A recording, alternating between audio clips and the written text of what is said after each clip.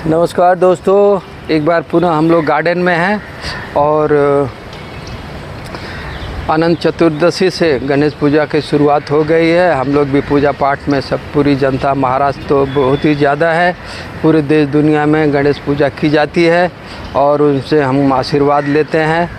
शारीरिक मानसिक तौर पर हमें शांति मिलती है और हमारे प्रेरणा के स्रोत हैं गणेश भगवान। उनकी पहला श्लोक है, वक्रतुंड महाकाय सूर्यकोटि समप्रभ निर्विघ्नं कुर्मे देव सर्व कार्येषु सर्वदा। वक्रतुंड मतलब उनका शुंड बहुवक्र है, मतलब कि टेढ़े मेढ़े हर तरह पे 360 डिग्री जैसा चाहिए वो अपने शुंड को घुमा सकते हैं। उससे हमें शिक्षा लेनी है कि हमें भी रास्ते में सफल होने के लिए टेढ़े मेढ़े रास्ते रहते हैं, यस टाइप रहते हैं, उसमें घुस के यस टाइप बेंड होकर निकलना पड़ता है। तो हमें वो उनके शुंड से यही शिक्षा लेनी है और कितनी मजबूती के साथ उनमें कितनी ताकत है कि पेड़ को भी गिरा सकते हैं शुंड से। तो अपने अंदर ऐसे लक्ष्य रखना है टेढ़े मेढ़े रास्ते पे जाने के लिए, सब करने के लिए। और वक्रतुंड महाकाय, उनका शरीर भव्य है, सूर्यकोटि समप्रभ, उन निर्विघ्नं कुर्मे देव सर्व कार्येषु सर्वदा। उनका जो माथा है उस पे करोड़ों सूर्य के समान तेज है, पूरे विद्या के भंडार हैं, ज्ञान के भंडार हैं। आपने देखा होगा पुस्तक में, चित्र में, मूर्ति में, किताब पे लिखते हुए, खाता बही लिखते हुए भी दिखाया जाता है। तो ज्ञान के भंडार है, विद्यार्थियों के लिए भी है, सभी लोग जनता के लिए, सभी मोटिवेशन गजानन महाराज गणेश जी के अंदर है। कहते हैं कि दूसरा उनका कांड बड़ा है, मतलब गज कांड, हाथी का कांड है।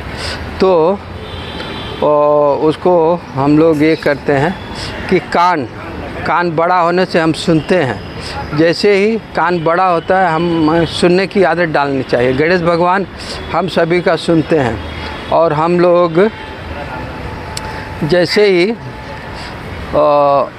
इंसान की प्रवृत्ति है, सुनता नहीं है, सुनाता है। हम लोग अपना ही दुखड़ा सुनाते हैं। तो गणेश भगवान हमें सिखाते हैं कि आप सुनिए सामने वाला क्या कहना चाहता है, क्या तकलीफ़ है, क्या अच्छा है, क्या बुरा है, वो सुनाता है। तो उसको ध्यान से सुनिए और फिर उसका समाधान निकालिए।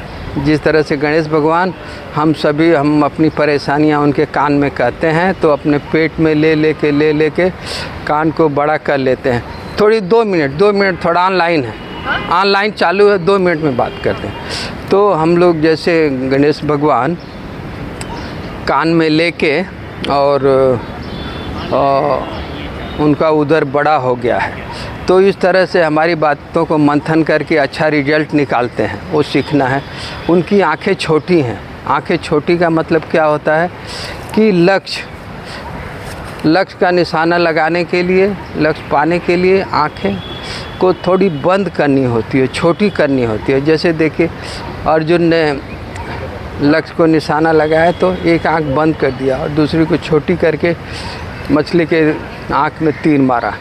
तो हमें भी उससे सीखना है कि लक्ष्य को पाने के लिए हमें भी ये करना है, अपने दृष्टि को चारों तरफ से हटा के लक्ष्य के तरफ केंद्रित करना है। इसलिए गणेश भगवान की आंखें हमें सिखा रही हैं कि आपके लक्ष्य के तरफ देखिए, चारों तरफ मत देखिए। चारों तरफ ब्रह्मांड है, अनेक घटनाएं घट रही हैं, मगर अपने लक्ष्य के तरफ ध्यान दो। वक्रतुंड महाकाय सूर्यकोटि समप्रभ, उनके दिमाग में करोड़ों सूर्य का तेज है मुखमंडल पे। तो बता रहे हैं कि वो ज्ञान के भंडार हैं, जैसा बताया गया। हम सभी को उनसे प्रेरणा लेनी है।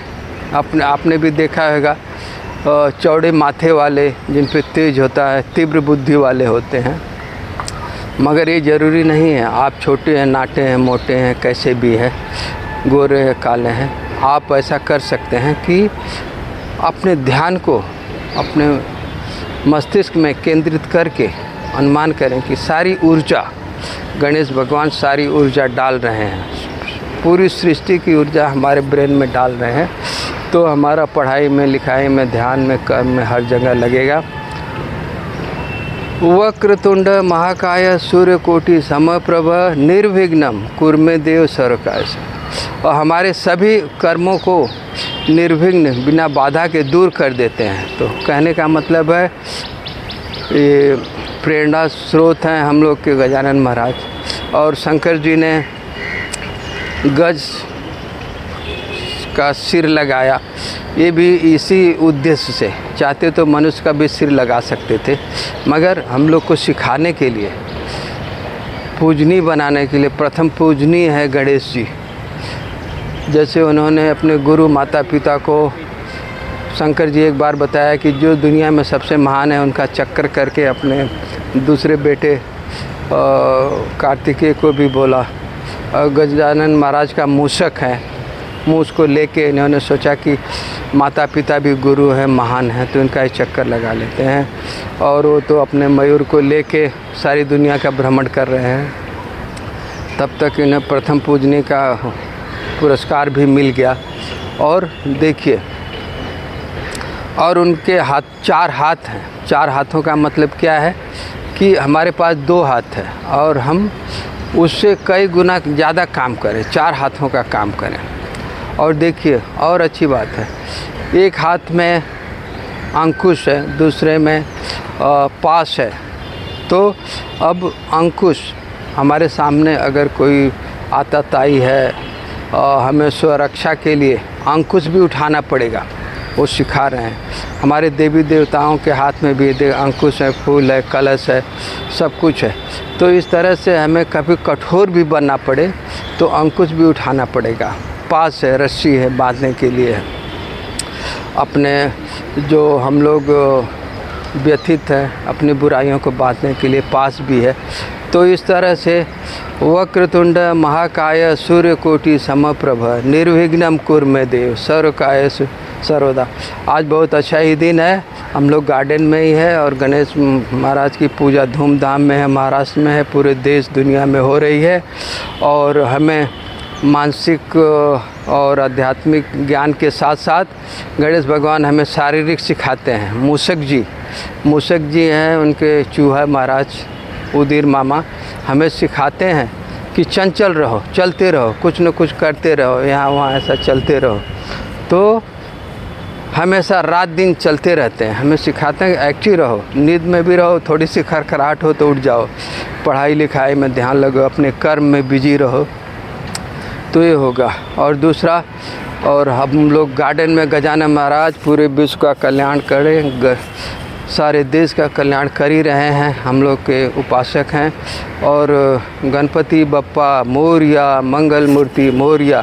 अभी मानसिक और आध्यात्मिक ज्ञान हो गया, अभी हम लोग गार्डन में हैं तो थोड़ा शारीरिक श्रम भी करते हैं।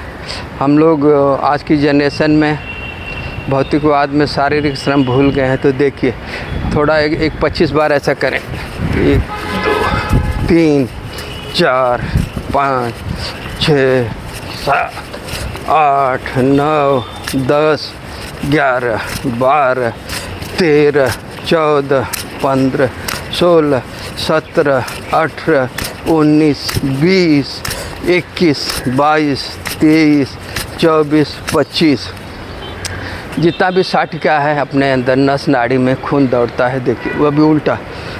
1 2 3 4 5 6 7 8 9 10 11 12 13 14 15 16 17 18 19 20 21 22 23 24 25 इस तरह से सूर्य नमस्कार भी कर लें। देखिए, सूर्य नमस्कार 11 बार ऐसा करें और बाकी स्ट्रेच करें ऐसा, शरीर को स्ट्रेच करें। ये नियमित है, नियमित हर लोग को घर में भी करना चाहिए। जो गार्डन में नहीं जा सकते हैं, घर में जो अपने आप को बहुत भौतिकवादी बताते हैं, वो अपने ऑफिस में भी कर सकते हैं। इस तरह से गजानन महाराज प्रकृति के हिसाब से हमें जीना सिखाते हैं। और इस तरह से धन्यवाद गजानन महाराज।